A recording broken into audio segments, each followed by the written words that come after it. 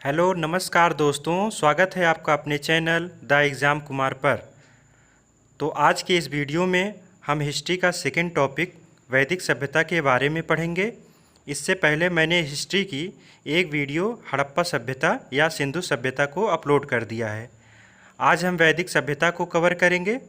तो आज के इस वीडियो में मैंने वैदिक सभ्यता से जो भी प्रश्न पूछे जाते हैं उन सभी को पॉइंट टू पॉइंट कवर किया है। तो पहले आप थ्योरी सेशन को कंप्लीट कीजिए। वीडियो के लास्ट में मैंने आपसे प्रश्न पूछा है, उसका उत्तर कमेंट बॉक्स में ज़रूर दें। तो चलिए वीडियो शुरू करते हैं। आज का यह वीडियो वैदिक सभ्यता के चारों वेद ऋग्वेद, यजुर्वेद, सामवेद और अथर्ववेद पर आधारित है। साथियों, वीडियो अंत तक देखें। आपके वैदिक सभ्यता के सभी प्रश्नों का डाउट या प्रश्नों की समस्या का हल इस एक वीडियो में मिल जाएगा। वैदिक सभ्यता के बारे में पढ़ना शुरू करते हैं। पिछला वीडियो हम सिंधु घाटी सभ्यता के बारे में पढ़े थे। सिंधु घाटी सभ्यता के पतन के पश्चात ही वैदिक सभ्यता का आरंभ होता है। तो जो सिंधु घाटी सभ्यता है, इसका पतन नदियों में भयंकर बाढ़ आने के कारण हुई थी, ऐसा इतिहासकारों का मानना है।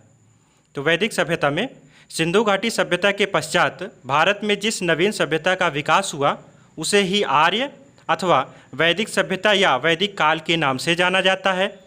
वैदिक सभ्यता या वैदिक काल की जानकारी हमें मुख्यतः वेदों से प्राप्त होती है, तो इसलिए इसे वैदिक सभ्यता कहा जाता है। तो वैदिक सभ्यता की जानकारी कहाँ से मिलती है? वेदों से मिलती है। तो वैदिक काल, इसका जो काल पीरियड है वो 1500 से लेकर 600 ईसा पूर्व तक था। वैदिक काल को दो भागों में बांटा गया है, ऋग्वैदिक काल और उत्तर वैदिक काल। ऋग्वैदिक काल का समय 1500 से 1000 ईसा पूर्व, जबकि उत्तर वैदिक काल का समय 1000 से 600 ईसा पूर्व तक था। ऋग्वैदिक काल में ऋग्वेद की जानकारी मिलती है, जबकि उत्तर वैदिक काल में यजुर्वेद, सामवेद और अथर्ववेद से संबंधित जानकारी मिलती है। तो चलिए चारों वेदों में सबसे पहला और सबसे प्राचीन वेद ऋग्वेद को देखते हैं एक दृष्टि में। तो ऋग्वेद, चारों वेदों में सबसे प्राचीन वेद कौन सा है? ऋग्वेद है। इसका उपवेद याद रखिएगा, पूछा जाता है। ऋग्वेद का उपवेद कौन सा है? आयुर्वेद है। इसमें जो पुरोहित हैं इनको ऋत्विज भी कहा जाता है। ध्यान दीजिएगा, ये वे पुरोहित हैं जो यज्ञ या कर्मकांड करवाते थे। इन्हीं को ऋग्वेद में होत्र या होता कहा गया है। संरक्षण की बात करें तो श्रुति यानी सुनकर या मौखिक परंपरा के अनुसार बताया गया है। इसमें भाषा वैदिक संस्कृत है। आगे ब्राह्मण ग्रंथ की बात करें तो ऋग्वेद में ब्राह्मण ग्रंथ दो हैं, एक ऐत्रेय ब्राह्मण, एक कौशिकीय है। ध्यान दीजिएगा, कौशिकीय है। इसी को सांख्यायन ब्राह्मण भी कहा गया है। इसमें आरण्यक की बात करें, अच्छा, इस आरण्यक का अर्थ होता है जंगल। तो आरण्यक, ऋग्वेद में आरण्यक कितने हैं? तो दो हैं, एक आत्रेय आरण्यक, एक कौशिकीय है। और उपनिषद की बात करें तो इसमें भी दो उपनिषद हैं, एक ऐत्रेय उपनिषद और दूसरा है कौशिकीय उपनिषद। आगे बात करेंगे तो ऋग्वेद की रचना काल की बात करें तो परीक्षा स्वीकृत यानी एनसीईआरटी के अनुसार लगभग 1500 ईसा पूर्व से 1000 ईसा पूर्व के मध्य यह माना गया है। विद्वानों के मत अलग अलग हैं। जैसे मैक्स मूलर का मत जो है वो 1200 से 1000 ईसा पूर्व, बाल गंगाधर तिलक का मत जो है वो लगभग 6000 ईसा पूर्व के आसपास बताया गया जाता है। एच जाकोबी के अनुसार 4500 से 3000 ईसा पूर्व के मध्य, एम विंटर निटिज के अनुसार 2000 ईसा पूर्व से लेकर 1500 ईसा पूर्व के मध्य बताया जाता है। जबकि प्रतियोगी परीक्षाओं में सामान्यतः 1500 से 1000 ईसा पूर्व स्वीकार किया जाता है। ध्यान दीजिएगा, ऋग्वैदिक काल की रचना 1500 से 1000 ईसा पूर्व के मध्य हुई थी। ऋग्वेद में 10 मंडल, 1028 सूक्त और 10,552 या 10,580 ऋचाएँ यानी मंत्र हैं। तो ध्यान दीजिएगा, 10 मंडल यानी ऋग्वेद में कितने मंडल हैं? 10 मंडल। तो पहले और 10वें मंडल को नवीन यानी नया मंडल बताया गया है, जबकि दूसरे से 7वें तक के यानी 2 से 7 तक के मंडल को वंश मंडल या परिवार मंडल भी कहा गया है। 8वां मंडल कर्मण ऋषि को, जबकि 9वां मंडल जो है वो सोम देवता को समर्पित है। आगे 10,580 मंत्र यानी श्लोकों की अगर हम बात करें तो ये कुल मंत्र हैं, जबकि कुछ किताबों में आपको 10,462 मंत्र भी देखने को मिलते होंगे। अगर 10,462 मंत्र आपकी किताब में हैं तो वे मूल मंत्र हैं, जबकि कुल मंत्रों की संख्या 10,580 है। तो 10,580 में 118 जो मंत्र हैं वो दोहराए गए मंत्र हैं, उनको घटाने पर आपके जो मंत्र हैं वो 10,462 होंगे। तो डाउट को क्लियर करते हुए चलेंगे। आगे सूक्तों के विभाजन की बात करें तो 1028 में से मूल सूक्त जो है वो 1017 हैं, बालखिल्य जो सूक्त हैं वो 11 हैं। कुल सूक्त ऐसे कितने हो जाएंगे? 1028। तो ध्यान दीजिएगा 8वें मंडल में ये जो 11 बालखिल्य हैं इनका वर्णन किया गया है। तो महत्वपूर्ण तथ्य में द्वितीय से लेकर सप्तम मंडल यानी दूसरे से लेकर 7वें मंडल तक को परिवार या वंश मंडल कहा गया। प्रथम एवं दसम मंडल को अपेक्षाकृत नवीन मंडल यानी नए मंडल बताया गया है। नवम मंडल पूर्णतः सोम देवता को समर्पित है। ऋग्वेद में कुल 25 नदियों का उल्लेख है। याद रखिएगा ऋग्वेद में कुल 25 नदियों का उल्लेख है, जबकि 10वें मंडल में नदी सूक्त में 21 नदियों का उल्लेख मिला है। ये भी याद रखिएगा। ऋग्वेद में पुरुष देवताओं की प्रधानता है। ऋग्वेद में पुरुष प्रधानता है। याद रखिए। भौगोलिक विस्तार तो ऋग्वैदिक कालीन भौगोलिक विस्तार जो है वो सप्त सैंधो प्रदेश में फैला हुआ था, जबकि उत्तर वैदिक कालीन जो भौगोलिक विस्तार है वो गंगा यमुना के दोआब क्षेत्र में फैला हुआ था। तो यहाँ हम देखते हैं ऋग्वैदिक कालीन भौगोलिक विस्तार में यानी सप्त सैंधो प्रदेश में। अच्छा, सप्त का मतलब 7, सैंधो का मतलब होता है नदी। अच्छा, एक चीज़, सैंधो का अर्थ होता है घोड़ा भी होता है। याद रखिएगा, एक सैंधव का अर्थ घोड़ा भी होता है। हिंदी में यह प्रश्न पूछा जाता है। तो यहाँ सप्त सैंधव का अर्थ है 7 नदियों से है। तो 7 नदियाँ हैं सिंधु, बितस्ता आज के समय में झेलम, अस्किनी को चिनाब नदी, परष्णवी को रावी नदी, बिपाशा को व्यास नदी, शतद्री को सतलज नदी, सरस्वती। इन्हीं सभी नदियों के क्षेत्र में ऋग्वैदिक कालीन क्षेत्र फैला हुआ था। याद रखिएगा ऋग्वेद में लगभग 25 नदियों का उल्लेख मिलता है। ऋग्वेद में 25 नदियों का उल्लेख मिलता है। आगे प्रमुख नदियों की बात कर लें तो इनका वैदिक नाम, वर्तमान नाम और परीक्षा तथ्य से संबंधित देखते हैं। तो सिंधु का वर्तमान नाम इंडस या सिंधु ही है। ऋग्वेद में सबसे ज़्यादा बार उल्लेख सिंधु नदी का मिलता है। याद रखिएगा। सरस्वती यह विलुप्त हो चुकी हैं आज के समय में। इनका संबंध घग्घर या हकरा नदी से संबंधित बताया जाता है। सरस्वती को ऋग्वेद में नदीतमा, देवीतमा या अम्बितमा या मातेतमा के नाम से जाना जाता है। ऋग्वेद में सबसे पवित्र नदी सरस्वती नदी को माना गया है, नदियों में सबसे उत्तम। आगे है बितस्ता को झेलम नदी कहा गया है, यह कश्मीर क्षेत्र में है। अस्किनी को चिनाब नदी वर्तमान में यह पंजाब क्षेत्र में है। और परष्णवी को रावी नदी कहा गया है। याद रखिएगा 10 राग युद्ध जो है वो परष्णवी या रावी नदी के तट पर लड़ा गया था। आगे हम देखेंगे इसको। बिपाशा को व्यास नदी आज के समय में कहा जाता है, यह सप्त सैंधो क्षेत्र में है। शतद्री को सतलज नदी, यह भी सप्त सैंधो। कुंभा को काबुल नदी, यह आज के समय में अफगानिस्तान क्षेत्र में फैली हुई है। अच्छा, और भी नदियां हैं, जैसे गंडक को उस समय सदानीरा नदी के नाम से जाना जाता था। 10 राग युद्ध 10 राजाओं द्वारा लड़ा गया युद्ध 10 राग युद्ध कहलाया। इसका उल्लेख ऋग्वेद के 7वें मंडल में है। यह युद्ध 2 गुटों के मध्य लड़ा गया, एक तरफ से आर्य, दूसरी तरफ से अनार्य। आर्य की तरफ से ऋषि वशिष्ठ और राजा सुदास थे, जबकि अनार्य की तरफ से ऋषि विश्वामित्र और उनके 9 राजा थे। इसी प्रकार कुल मिला के 10 राजाओं के मध्य यह लड़ा गया। यह परष्णवी नदी यानी रावी नदी के तट पर लड़ा गया। इसका परिणाम जो आया, इसमें राजा सुदास जो थे वह विजयी हुए।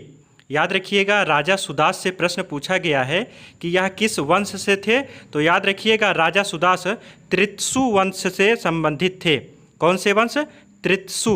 याद रखिएगा त्रित्सु वंश से संबंधित थे। आगे इन्हीं के वंशज जो कौरव और पांडव कहलाए। परीक्षा में बार बार पूछे जाने वाला प्रश्न की बात कर लें तो चारों वेदों में सबसे प्राचीन ऋग्वेद है। सबसे प्राचीन मंडल की बात करें तो दूसरे से सातवें मंडल को कहा गया है। याद रखिएगा, दूसरे से सातवें मंडल को कहा गया है। नवीन मंडल पहला और दसवां मंडल नवीन मंडल है। गायत्री मंत्र जो है, याद रखिएगा, ये मोस्ट इम्पॉर्टेंट है। गायत्री मंत्र कौन से मंडल से लिया गया है? तीसरे मंडल से लिया गया है। इसके रचयिता विश्वामित्र हैं। याद रखिएगा, गायत्री मंत्र कौन से मंडल से है? तीसरे मंडल से है। इसके रचयिता कौन से हैं? विश्वामित्र हैं, ऋषि विश्वामित्र। पुरुष सूक्त का वर्णन ऋग्वेद के 10वें मंडल में है। याद रखिएगा, इसमें 4 वर्ण, एक है ब्राह्मण, दूसरा क्षत्रिय, तीसरा वैश्य और शूद्र चौथा है। नासदीय सूक्त, इसका वर्णन भी 10वें मंडल में है। नासदीय सूक्त जो है यह सृष्टि की उत्पत्ति से संबंधित है। नदी सूक्त का वर्णन भी 10वें मंडल में है। नदी सूक्त में 21 नदियों का उल्लेख मिलता है। याद रखिएगा, पूर्णतः सोम देवता को समर्पित कौन सा मंडल है? 9वां मंडल। 8वां मंडल हम बताए हैं आपको, कण्व ऋषि को समर्पित है। वर्ण व्यवस्था का प्रथम स्पष्ट उल्लेख कहाँ से मिलता है? पुरुष सूक्त से मिलता है, जिसमें ब्राह्मण, क्षत्रिय, वैश्य और शूद्र हैं। दशराग युद्ध कौन सी नदी पर? रावी नदी पर लड़ा गया। सर्वाधिक स्तुतियाँ यानी सर्वाधिक बार उल्लेख किस देवता का है?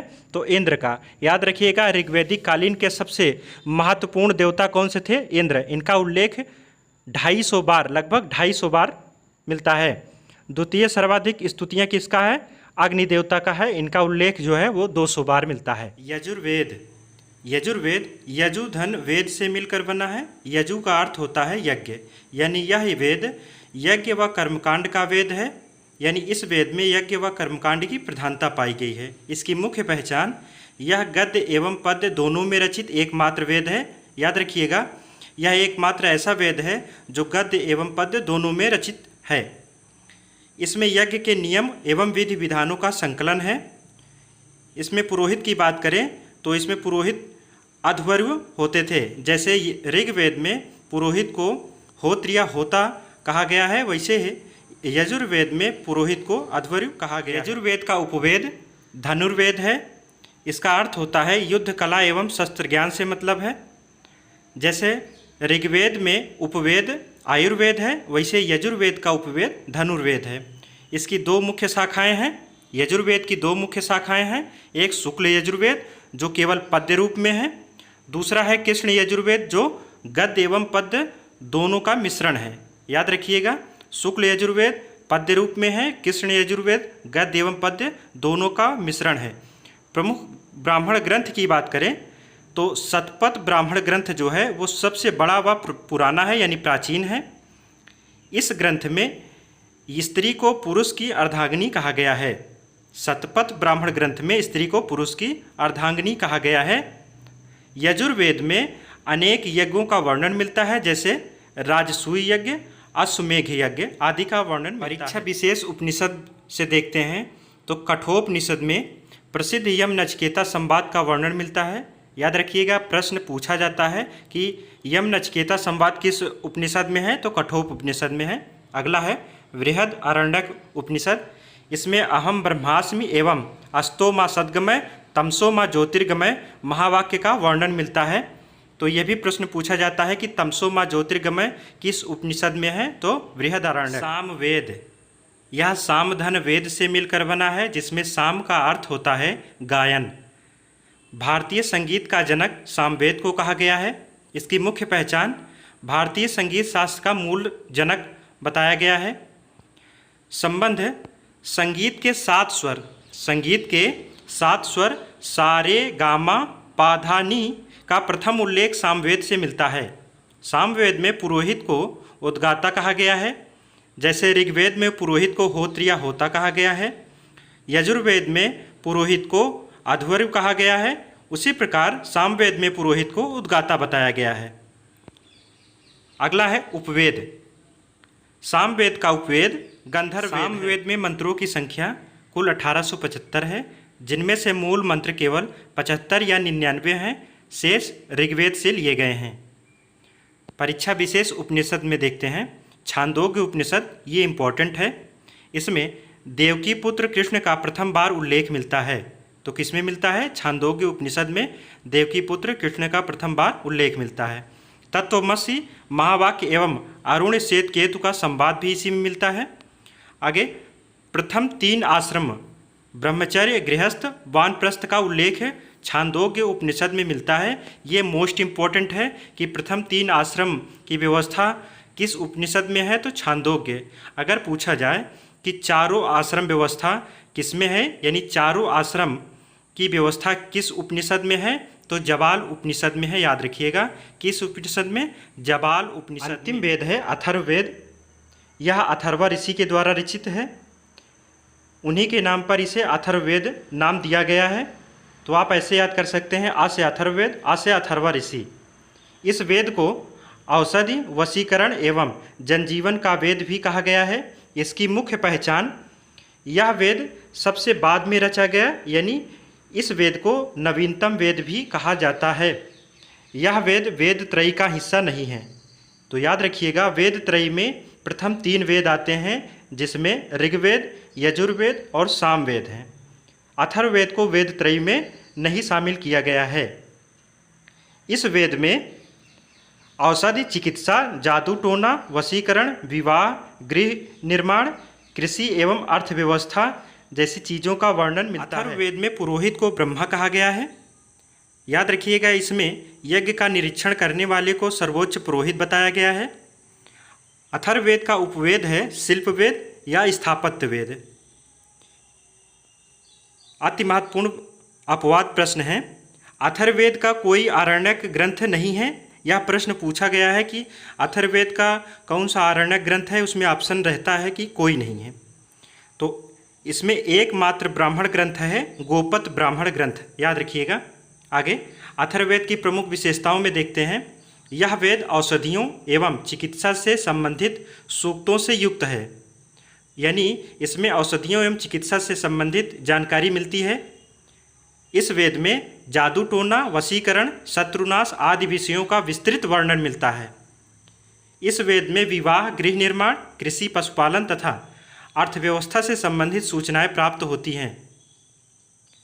यह वेद जनजीवन से अधिक निकटता। विशेष उपनिषद में देखें, मुंडकोपनिषद भारत का राष्ट्रीय वाक्य सत्यमेव जयते यहीं से लिया गया है। इसमें यज्ञ की तुलना टूटी नाव से की गई है। तो पूछा जाता है प्रश्न कि सत्यमेव जयते कहाँ से लिया गया है? मुंडकोपनिषद से। आगे मांडुक्य उपनिषद में, सभी उपनिषदों में सबसे छोटा उपनिषद पूछा जाए कौन सा है? मांडुक्य उपनिषद है। इसमें केवल 12 मंत्रों का उल्लेख मिलता है। प्रमुख ऐतिहासिक तथ्य में देखें, मोस्ट इम्पॉर्टेंट है कि सभा और समिति को प्रजापति की 2 पुत्रियां कहा गया है। यह प्रश्न पूछा जाता है कि प्रजापति की 2 पुत्रियां कौन कौन सी हैं? तो सभा और समिति हैं। पृथ्वी सूक्त में देखें, राष्ट्रीयता का यह संदेश देता है, माता भूमि पुत्रो पृथिव्यः, यानी भूमि मेरी माता है, मैं उसका पुत्र हूँ। आगे अथर्ववेद में काशी का वर्णन मिलता है। यह प्रश्न पूछा गया है कि काशी का वर्णन किस वेद में मिलता है? तो अथर्ववेद में। अब आप वीडियो को पॉज करके इन प्रश्नों का उत्तर कमेंट बॉक्स में ज़रूर दें। तो दोस्तों, आशा करते हैं आपको वीडियो में बताए गए तथ्य समझ में आए होंगे। वीडियो अच्छा लगा हो तो लाइक, कमेंट, शेयर ज़रूर करें और चैनल को सब्सक्राइब कर बेल आइकन को दबा लें, जिससे आने वाली वीडियो का नोटिफिकेशन आप तक पहुंचता रहे।